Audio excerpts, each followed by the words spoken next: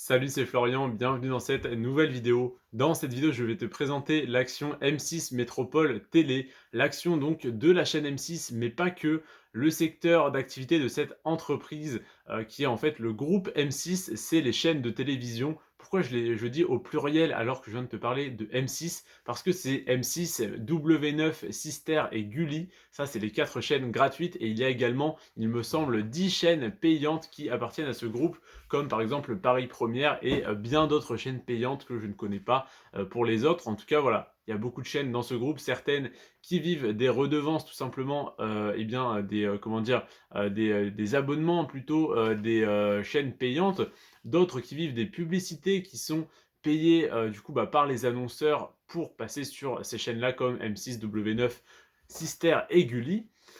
Et donc voilà, c'est, les revenus qui sont, bien les sources de revenus de cette entreprise. Ensuite, deuxième critère, c'est les années consécutives de versement du dividende et alors là, le groupe M6, est vraiment, excellent là-dessus. Ça fait 22 ans que le dividende est versé sans interruption, donc en 22 ans, il n'a pas été coupé une seule fois, même pas en 2008, même pas en 2020 avec le covid. Rien du tout pendant 22 ans sans interruption, c'est très beau et très louable de leur part.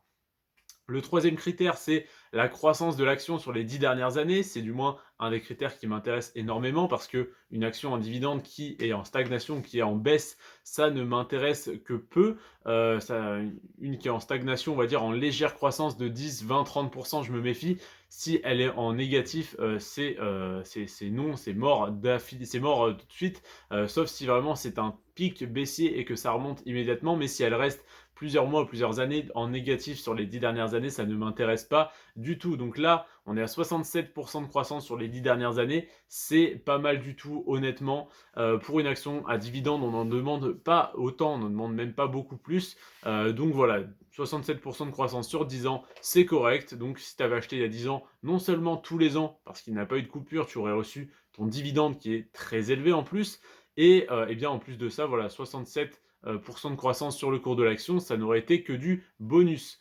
Le rendement du dividende, parlons-en, il est énorme, il est de 7,8%. 7,8% de rendement sur le dividende en 2022 au cours actuel de l'action, bien sûr. Donc si tu attends quelques mois et que le marché remonte, le rendement ne sera peut-être plus que de 7, 6 ou 5%. Là, actuellement, il est à 7,8 parce que l'action a beaucoup baissé. Et d'ailleurs, malgré qu'elle ait beaucoup baissé récemment, la croissance du cours de l'action sur 10 ans reste quand même de 67%. Donc si tu l'avais revendu au plus haut il y a quelques mois ou quelques années, je ne sais plus, j'ai pas le graphique sous les yeux en tout cas, si tu l'avais revendu il y a quelques temps au plus cher où elle était, tu aurais sûrement encaissé une bien plus grosse plus-value et tu aurais pu la racheter actuellement, c'est-à-dire beaucoup moins cher, ou même peut-être qu'elle va encore baisser, je n'en sais rien, mais je ne pense pas, parce que une action qui a 8% de rendement, eh bien, on connaît rarement des actions à 9, 10, 11% de rendement sur le dividende parce que les actions ne descendent pas assez bas pour avoir ce type de rendement. Malheureusement, j'ai envie de te dire. Donc 7,8%, ça veut dire que l'action ne devrait pas descendre